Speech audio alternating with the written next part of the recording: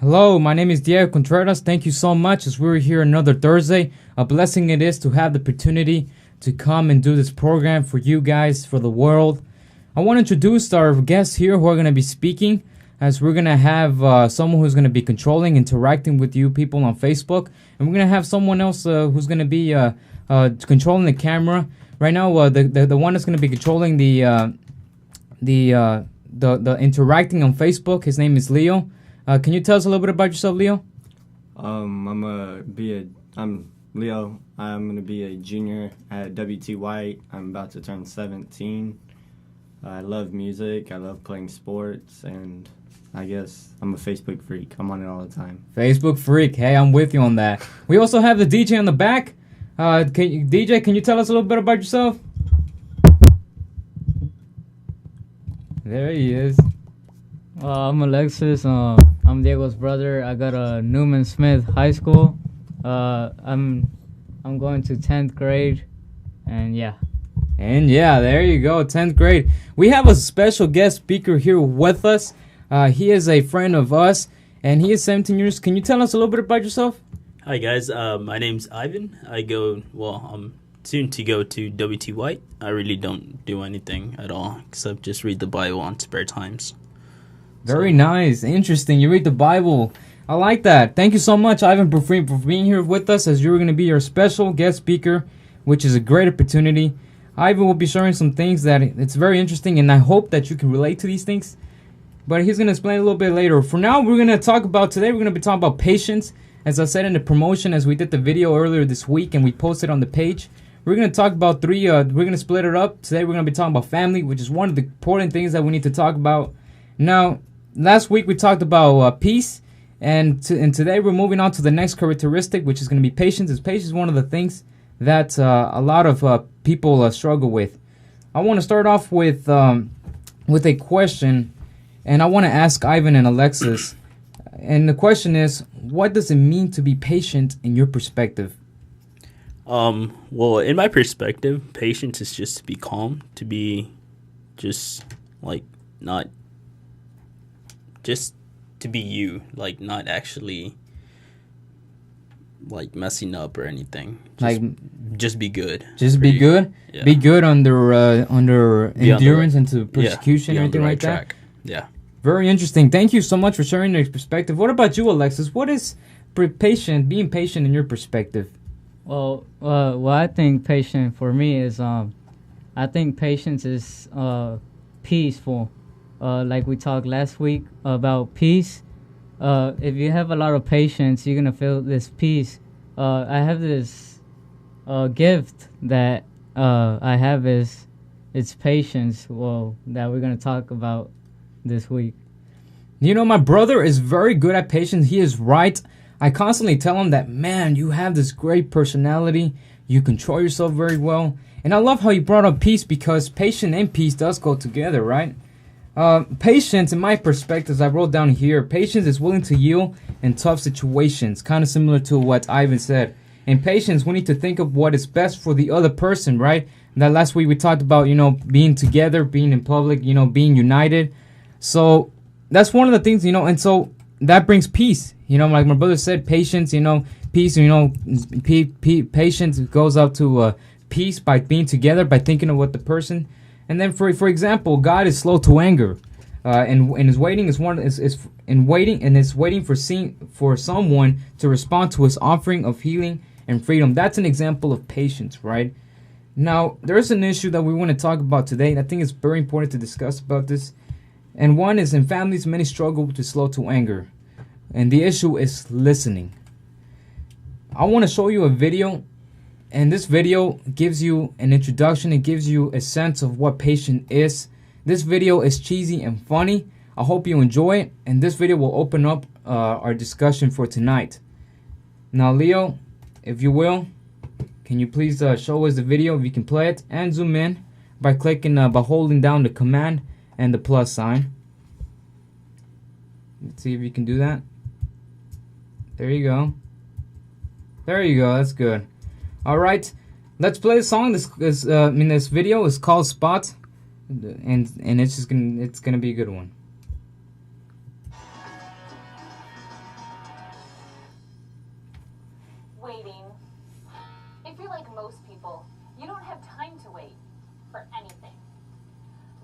in this modern, fast-paced age of technology, there are still some things you have to wait for.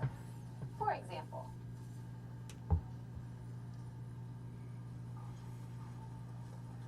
the doctor will be with you in a few minutes. We'll test your patience. Thank you for holding. Your call is important to us. Please stay on. You can wait a long time for a taxi.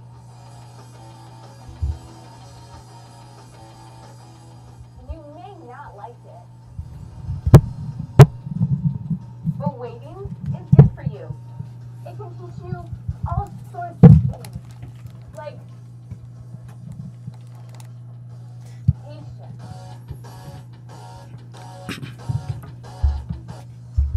That's what the Bible talks about when it says, wait on the Lord.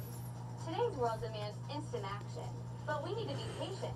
Trust God to take care of things. In Isaiah 61, God promises to glorify his people. Waiting for him to do that is the hard part because No one likes to wait. it goes against our nature. But Psalm 27:14 tells us, wait for the Lord. Be strong and take heart and wait for the Lord. He'll come through for you. Try a little patience. Start waiting on God today. Something to think about from your friends at YM Blogging. Let's go.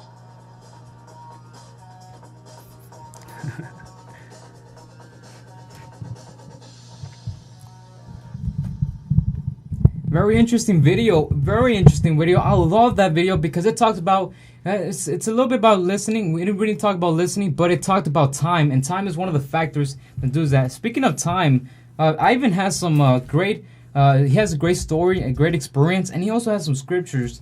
And these scriptures and his story will be results of what happens when we depend too much on the time. Ivan, can you please share with us the story and the verses? Well, let me see. Some of mine were pretty much. I don't know how does this relate to time though. Well, yeah. It's judgment. It's actually what families go through whenever they're going through a rough time, which is they start judging you for what you do and all. And like it could also affect your life. It affects your future, in like my point of view, because I used to be a cutter. I used to cut. I used to do a whole bunch of stuff, and now, like I go to jobs and everybody starts judging me. They're like, "Oh, what's wrong with your arm?" I'm all like, "Well, I don't know. It used to be the past, and now, like judgment, like I said, it says on John 27:24, or we could do Matthew 7:1. Matthew 7:1 or John 7:24. Yeah. Okay, Mark. While you're looking for the scripture, it's interesting what Ivan said. You know, he used to cut and what led to that is people judging him so quickly without even waiting to know him, right? And it's one of the things that it's one of the things with how time plays a factor because we don't wait and we don't have the probably we come up with the excuse. Well, I don't have time to know this person, or I'm just too lazy, or it's gonna be out of my comfort zone, and things like that. And that's one of the things that time is one of the important things and factors, right? That people need to work on, just like the video. We need to practice time. Many times we're just so busy, and we don't have enough time in families, right, to have time with people, right? Alrighty, like it says in the Bible, like on John 7:24, it says, "Do not judge according to appearance, but judge with righteous judgment," which means learn how to judge first, or get to know the person before you actually know how to judge them. All right, guys. And then we also have Matthew 7:1 and 2, which says, "Judge not that you be judged, for with what judgment you judge, you will be judged, and with the measure you use, it will be measured back at you." It's pretty much saying, like, pretty much it's kind of like karma. Karma. Yeah. So, Okay. so what goes around comes back around. What goes around is like you punch someone punch you back, or Yeah, you know but what it'll hurt even more. Like, it'll hurt more. yeah, something worse would happen to you. Every time I punch the wall, it seems to hurt. And I said, why does it hurt? I learned in school that punching a wall is the reason it hurts is because that wall reflects that force, right? So it's like You punch someone, you get punched back, right? So that's very interesting, and those are the words of Jesus Christ, the verse that he read. Thank you so much, Ivan, for sharing your perspective and your story. Now, I have a question. Is it possible that being a slave to the clock affects the way we think and cultivate patience? Yes, it does. Yes, it does. It really does. It well, if you're trying to say like if it makes you bad in a way, is that what you're trying to say? All right. Well, yeah, it does make you kind of bad because you're just like wanting to leave. You're like, come on, man, come on. Why won't the time move? Like whenever you're at school, you're like, oh my god, that time won't go fast. But whenever you're at a party, like time just goes on by. It's like, come on, man, I want you to go. Like if I were at a party. You know, I remember when I was working, I was like, man, I want to leave already. Right. And, you know, I start shaking. Right. What do you think, Alexis? Is it possible that being a slave to the clock affects the way we think and cultivate patience? What I think, I think it connects to it.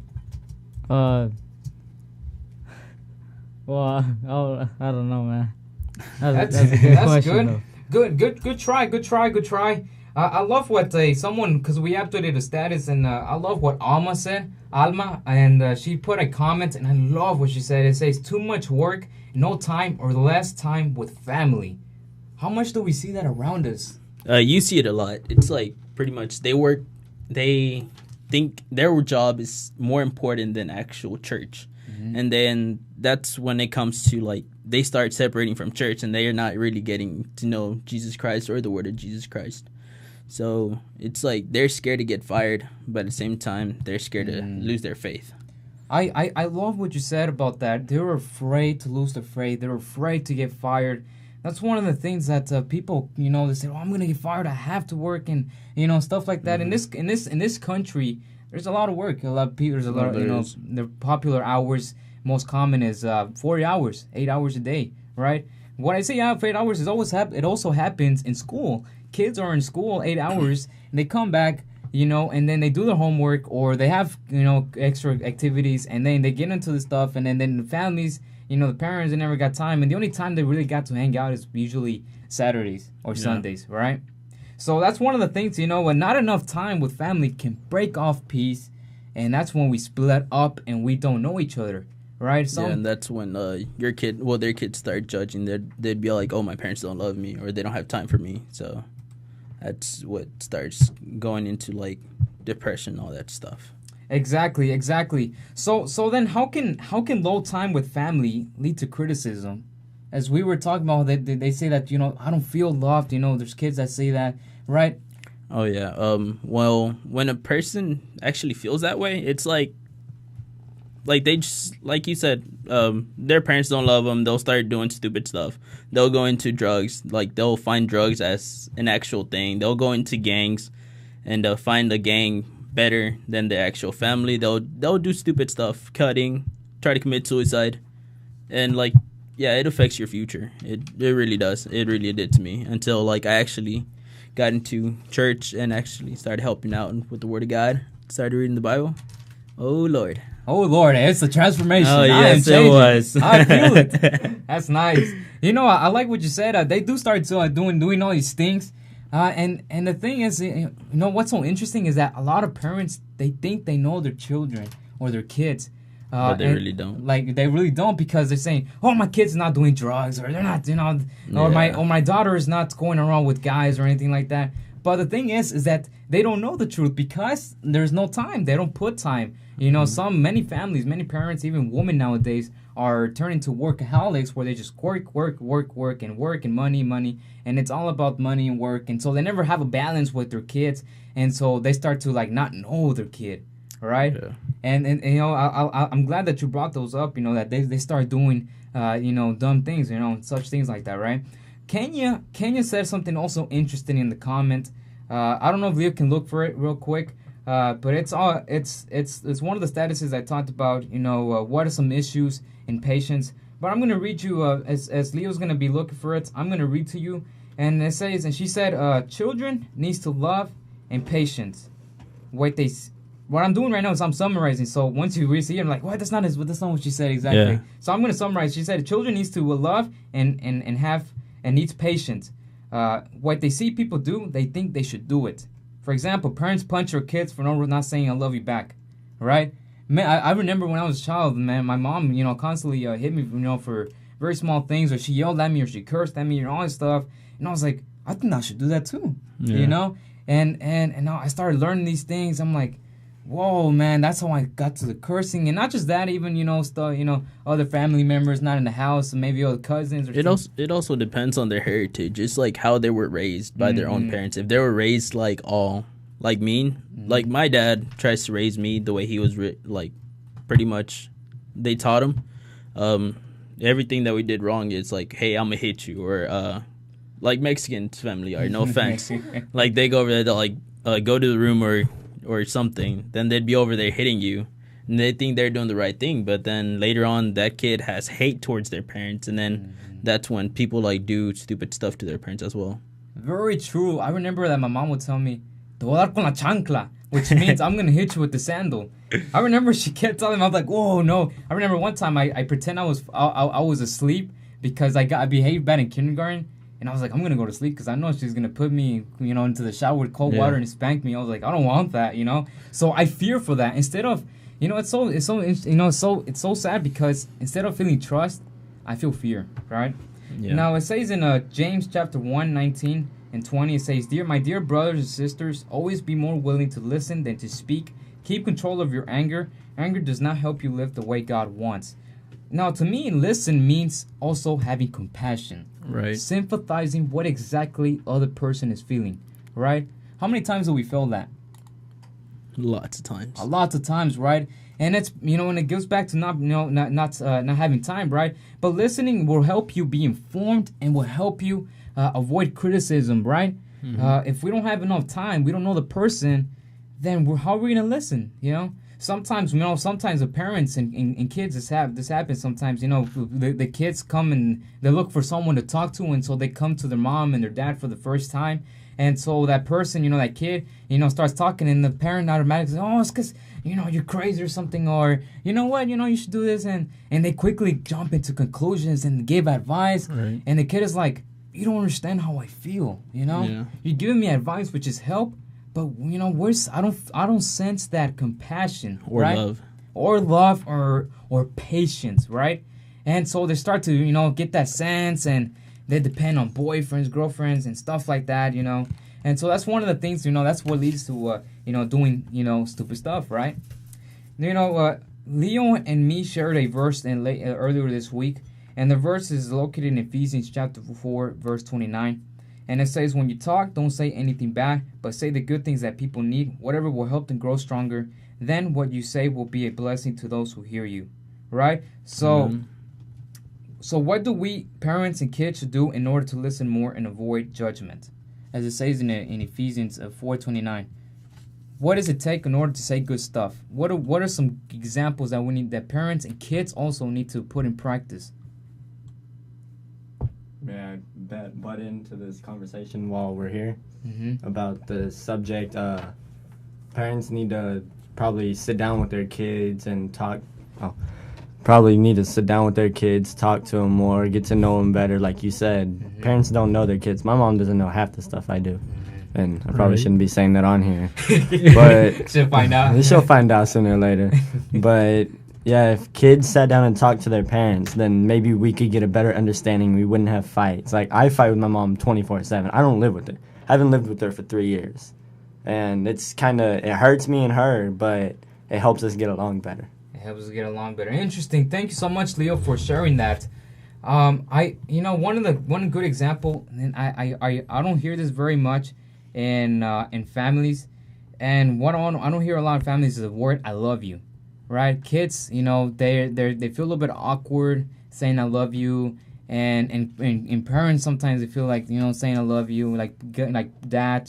Some parents are just easily comfortable with it, right? But we're instead of saying like cursing words or anything discouraging words, we need to listen more and think before how the person is gonna feel, right? For example, if Ivan, you're saying saying something, you did something wrong, and I'm about to like, oh, I'm gonna like say something real mad, but I'm like, instead of before acting, I gotta think, how is Ivan gonna feel if I tell him these words, Or react to it. react to it? Is he gonna feel hurt? Is he gonna trust me more?